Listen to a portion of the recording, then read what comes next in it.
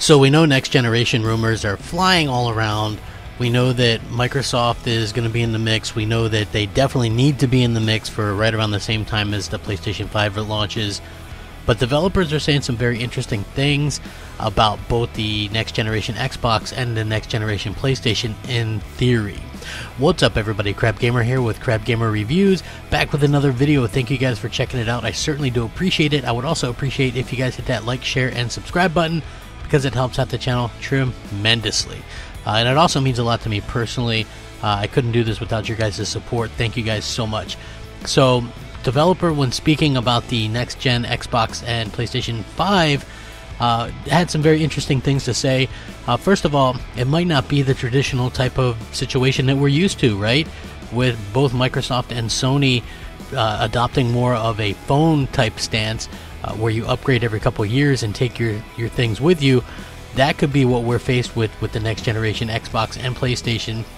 We could see a PlayStation 5 that releases in 2019, 2020, but you could still play those PlayStation 5 games on your PlayStation 4 or PlayStation 4 Pro for at least a few years.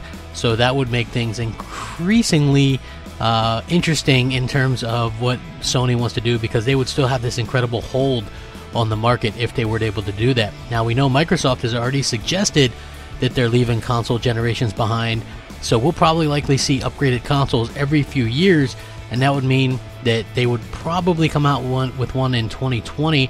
And again, your Xbox One X is still going to be perfectly fine to run these games on the next Xbox, but they'll probably just run a little bit better on the next Xbox. This brings up a lot of interesting questions, like if they're still allowing crossplay and you're on an X and it can only do 30 frames per second on a game, and you're doing multiplayer with the next Xbox and that can do 60, like what's the deal there?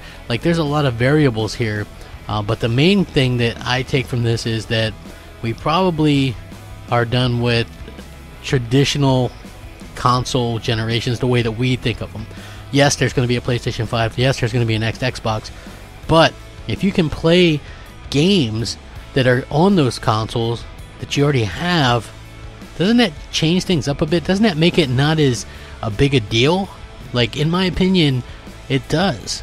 Basically, when a new console generation comes out, you're saying, okay, the old hardware can't run this stuff anymore, we need new hardware. And now you're saying, yeah, new hardware is going to run this stuff better, but we can still get it by on the old hardware. And I think that's something that, could basically mean that we're not going to see a big jump right away in sales of these next-gen consoles, right?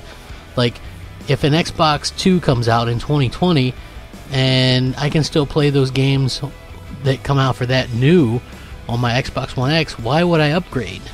The Xbox One X already runs things pretty good.